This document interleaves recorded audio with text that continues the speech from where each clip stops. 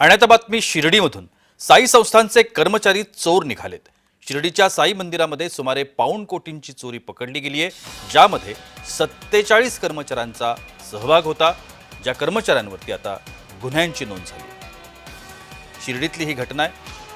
आपल्याला सगळ्यांनाच माहिती असेल की शिर्डीच्या साईबाबांच्या चरणी अनेक भक्त भाविक जे देशाविदेशात पसरलेले आहेत, त्या सगळ्यांकडून कोट्यवधींचं दान सातत्याने येत असतं। याच दानामध्ये सुमारे पाऊण कोटींचा गैरव्यवहार झाला आणि यामध्ये संस्थांचे कर्मचारीच सहभागी असल्याचा संशय आहे। तशा पद्धतीची माहिती मिळाली आहे आणि म्हणूनच गुन्ह्यांची नोंद झाली। शिर्डीच्या साईबाबा संस्थानमधला हा प्रकार उघडकीला आलाय। सुमारे पाऊण कोटी रुपयांचा गैरव्यवहार झालाय, जो साई संस्थानच्या कर्मचाऱ्यांनीच केल्याचं सांगितलं जातं। जवळजवळ 47 कर्मचाऱ्यांचा यामध्ये सहभाग आहे।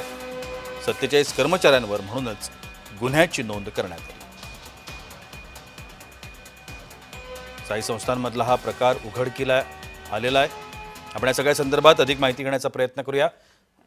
आमचे शिर्डीचे प्रतिनिधी जयेश सावंत आता माझ्यासोबत दूरध्वनीवरून संपर्कात आहेत। जयेश, या सगळ्या संदर्भात अधिकची माहिती काय? नक्कीच प्रशांत, शिर्डी साईबाबा संस्थानच्या माध्यमातून हा एक धक्कादायक प्रकार म्हणावा लागेल, कारण की आता शिर्डी संस्थानच्या 47 अधिकारी कर्मचाऱ्यांवर शिर्डी पोलीस ठाण्यामध्ये गुन्हा दाखल झाला आहे।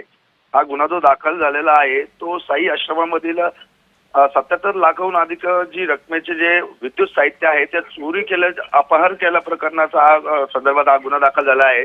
या संदर्भात संभाजीनगर खंडपीठामध्ये तक्रारदार संजय काळे यांनी याचिका दाखल केली होती। त्या याचिका दाखल केल्यानंतर या याचिकेच्या सुनावणी दरम्यान औरंगाबाद खंडपीठाने या संदर्भात जे आहे गुन्हा दाखल करण्याचे आदेश दिल्यानंतर शिर्डी साईबाबा संस्थानच्या विभाग प्रमुखांसह कर्मचाऱ्यांवर गुन्हा दाखल झाला नाही। या गुन्हा दाखल झाल्यामुळे आता शिर्डी साईबाबा संस्थानकडे जो बघण्याचा दृष्टिकोन आहे, भक्तांची जी आस्था आहे, त्यावर कुठेतरी एक प्रश्नचिन्ह उपस्थित केलं जाते। प्रशांत, जयेश, हा संपूर्ण प्रकार उघडकीला कसा आला?